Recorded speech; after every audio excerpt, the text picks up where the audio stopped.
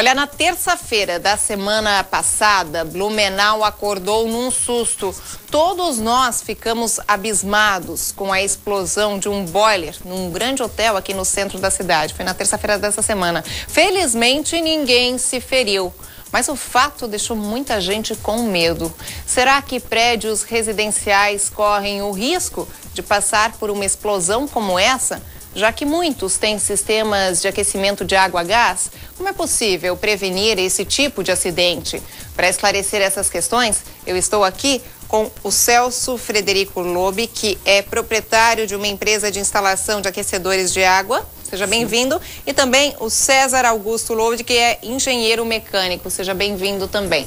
Só para a gente esclarecer, claro, isso já foi pauta inúmeras vezes ali no Jornal Meio-Dia, inclusive hoje eles estavam falando muito sobre isso, até sobre o laudo, né, que está sendo investigado, mas só para a gente dar um apanhado geral sobre o que aconteceu, até porque muitas pessoas falam assim, caldeira, em termostato, em boiler, o que é isso, de que forma isso age, como isso age num edifício, num hotel, num prédio, numa casa?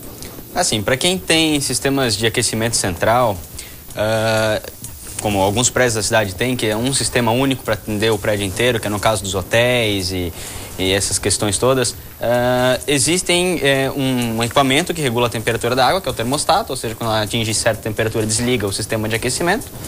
E o boiler nada mais é do que uma caixa d'água térmica, então um recipiente onde fica a água e ela fica aquecendo ali dentro, aguardando para ser usada em algum consumo. O boiler é a caixa? O boiler é a caixa. Pensem numa caixa d'água totalmente fechada, isolada termicamente. Tá. Né? E ali dentro tem um elemento que faz o aquecimento, que pode ser por resistência elétrica, pode ser a vapor, pode ser a gás, bomba de calor, vários os sistemas aquecem essa água, no caso, né? E esse é o sistema mais usado para hotel, motel, grandes empreendimentos que utilizam água quente, geralmente para um único dono. Prédios residenciais... o acontecido, a investigação é sobre o quê? O acontecido é o porquê que esse reservatório falhou, porquê que ele explodiu. Porque é uma coisa extremamente rara isso acontecer.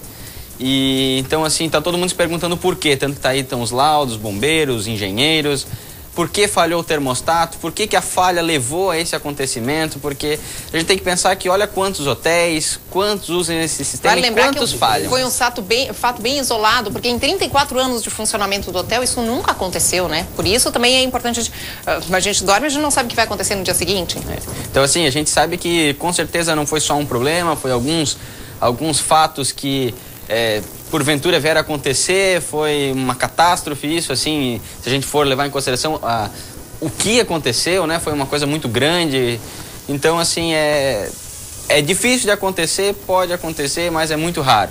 Pois é, mas aí assim, o grande receio das pessoas, que acontece muito, até vocês mesmos relataram isso para a nossa produção, um monte de gente ligando e a preocupação, gente, isso aconteceu num hotel, será que isso pode acontecer na minha residência, no meu prédio, eu que tenho aquecimento, a pessoa que tem aquecimento de água a gás, enfim, pode acontecer um fato parecido, sim ou não, por quê? Até pode, só que nos residenciais existem reservatórios de acumulação pequenos, que dependendo da altura do prédio, os apartamentos mais embaixo têm mais pressão que os de cima. Então, se ele estiver já corroído, não está havendo uma manutenção que a gente recomenda que anualmente se faça, né? Nessa manutenção é verificado se ele está com algum desgaste, se ele está com fadiga ou não. É lógico que uma explosão desse porte não seria, mas seria talvez até um espirro que pudesse sim queimar alguém que estiver por perto. Então, é recomendável sim que quem tem esses sistemas de aquecimento de água a gás por acumulação, que ainda existem, hoje já está vendo algumas modernidades do mercado, tá? Convém sempre dar uma olhada, pelo menos anualmente ou cada 2 anos. Pois é, e daí tá, como é que funciona essa manutenção? É por apartamento? Como é que funciona numa residência? Como isso acontece? Assim, em apartamentos você tem 3 sistemas que podem acontecer. Um é o central, que é um grande reservatório que abastece o prédio inteiro. Hoje em Blumenau a gente tem uns 3, 4 condomínios de altíssimo padrão que hoje trabalham assim. Então, geralmente, o condomínio é responsável pela manutenção desses equipamentos, geralmente estão em dia, e ficam na área comum do prédio, na parte inferior, no caso como parecido do Plaza. Outro sistema é o individual, cada apartamento tem um sistema de aquecimento, que pode ser por acumulação, os mais antigos, que é um tanque onde tem um fogo embaixo que faz o aquecimento dessa água. E os mais modernos, que são mais eficientes, são os aquecedores de passagem hoje, os mais usados, mais seguros, tem uma fiscalização de fábrica já muito grande por parte do governo. Que são os mais novos. São os mais novos, mas também são modernos, tem vários termostatos, tem vários sistemas de segurança, mas também se recomenda uma manutenção anual para teste dessas seguranças, para ver se nenhuma delas pode falhar. É por prédio? É por prédio e por apartamento, depende do sistema. Quem tem o seu sistema na sua lavanderia, o seu apartamento é responsável por fazer a sua manutenção. Esse é 99% dos casos. Na sua lavanderia você tem lá o seu equipamento, você tem que dar manutenção anual dele. Perfeito, assim, a pessoa tá aí, eu tenho no meu apartamento sim. E agora, o que eu tenho que fazer? Bom, tem que fazer a manutenção conforme a gente citou agora. Essa manutenção tem que ser de quanto em quanto tempo? A gente recomenda anual. Anual? Anual. Todo ano, então, a necessidade, porque senão pode acontecer o quê? É que ele pode começar a apresentar defeitos. Não quer dizer que ele vai explodir, mas... Tudo bem, mas pode também. É assim, principalmente a pessoa pode ficar com água fria. Né? E não é isso que ninguém quer. Não é que uma manutenção vai evitar que ocorra, mas ela previne, igual a manutenção de um carro. Você tem que fazer, mas não quer dizer que entre uma manutenção e outra, daqueles teus 5 mil, 10 mil quilômetros do teu carro, pode ser que no meio ele não possa parar, não possa apresentar um defeito. Mas sempre, claro, é recomendável para evitar já acontecer. A prevenção é a palavra-chave. Se você faz, dificilmente vai acontecer um erro. Exatamente. Mas existe, Celso, algum órgão fiscalizador com relação a essa manutenção?